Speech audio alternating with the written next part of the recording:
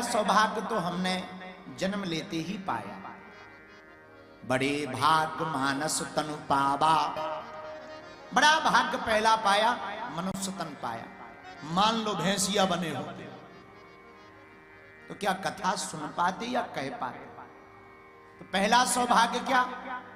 दुर्लभम मानुषम देहे, ये पहला सौभाग्य है, मनुष्य का तन मिला। पर दूसरा सौभाग्य हमारा तब जागा जब भारत जैसा वतन मिला। अच्छा विचार करो, चीन में होते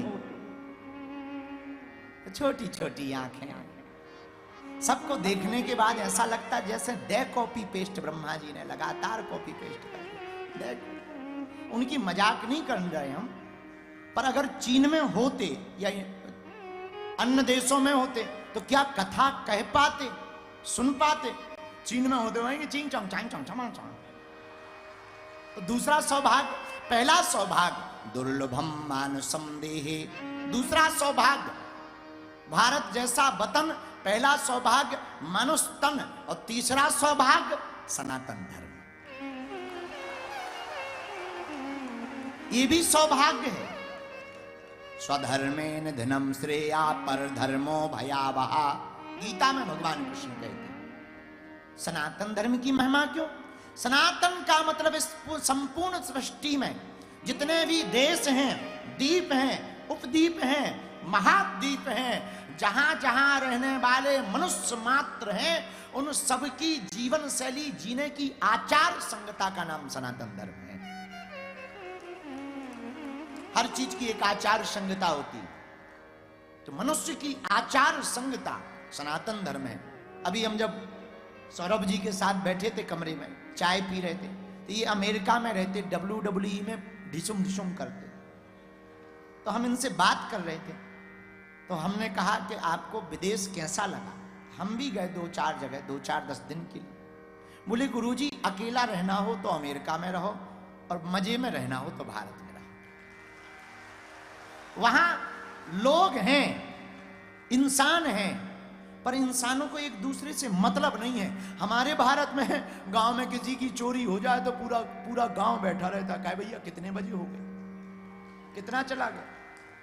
कुछ भी हो एक बार पूछ लेते, एक बार अपनत्व जता लेते। तब इन्होंने हमसे पूछा कि आपका विचार क्या है विदेशों पे? हमने कहा विदेशों की दृष्टि है व्यापार की, भारत की दृष्टि है परिवार की। और ये कोई हम बिना तर्क की बात नहीं कह रहे, शास्त्र कहते वसुदेव कुटुंबकम, हमारे शास्त्र कहते सारा संसार हमारा है। इसलिए हमने कहा पहला सौभाग्य मनुष्य का तन, दूसरा सौभाग्य भारत जैसा वतन, तीसरा सौभाग्य सनातन धर्म। अब चौथा सौभाग्य जगाना, क्या?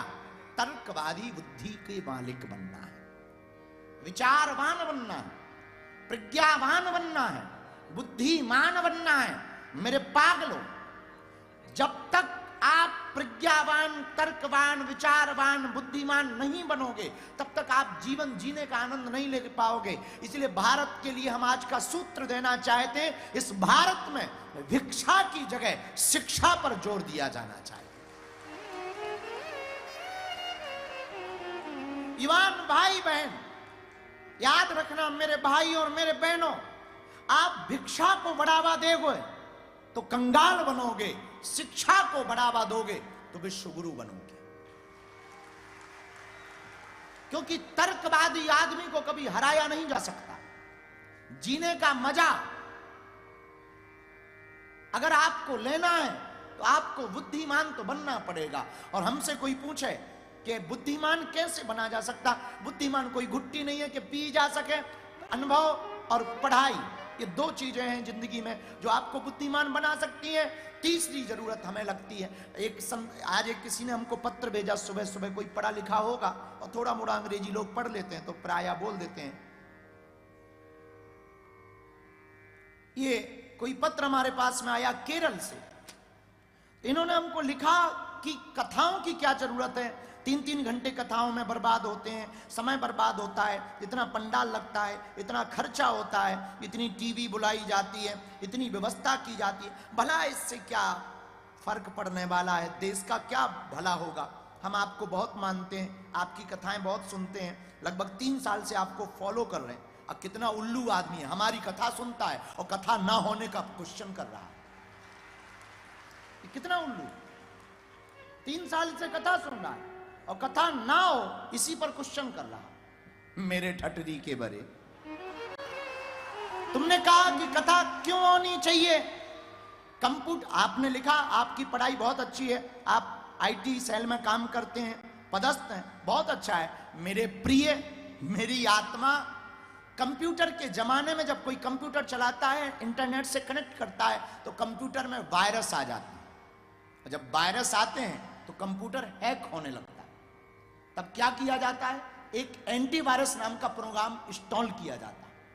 उससे एकदम कंप्यूटर स्मूथ हो जाता है और ठीक से चलने लगता है। तो कंप्यूटर के वायरस को मिटाने के लिए जैसे एंटीवायरस प्रोग्राम को इंस्टॉल किया जाता है, वैसे ही माइंड और सिर भी हमारा कंप्यूटर है। इसमें जब विकारों के विचारों का वायरस आ जाए तो कथा रूपी प्रोग्राम इंस्टॉल कर लेना चाहिए। ये दिमाग को ठीक कर देगा,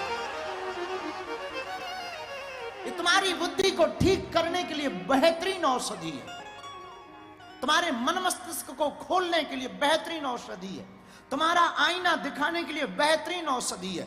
कथा का मतलब ये नहीं कि राधे राधे राधे राधे राधे फिर आधे आधे। बुरा मत मानना, करेरार के पागलो, हमारी बातें तुम्हें 7 दिन कड़वी लग सकती हैं, बुरी लग सकती। ये महत्वपूर्ण नहीं है कि तुम हमारी कथा में बैठे हो, महत्वपूर्ण तो ये है कि तुम्हारे अंदर हमारी कथा बैठी है।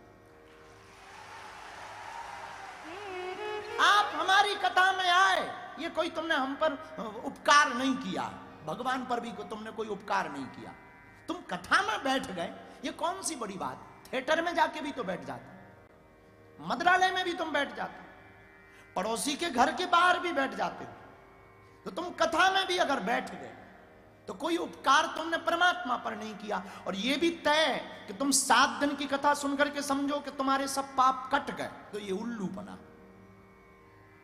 जो किया है वो भोगना है तुम, पर 7 दिन की कथा सुनकर यह तय है कि तुम एक नई जिंदगी जीने की कला लेकर के जाओगे। आप कितने गहरे पानी में हैं अपना आकलन कर पाओगे। इन 7 दिन में यह बात तो तय है, तुम उस परम सत्ता से कनेक्ट हो पाओगे जिसने तुमको बनाया है। इन 7 दिनों में यह तो तय है कि तुम कुछ नए विचार, वो भी सकारात्मक और आध्यात्मिक विचारों को भर पाओगे। मेरे प्रियजनों, हम पर तो करेरा में बगीचा वाले हनुमान जी की कृपा हुई। हमने सुना ये न्याय के देवता हैं,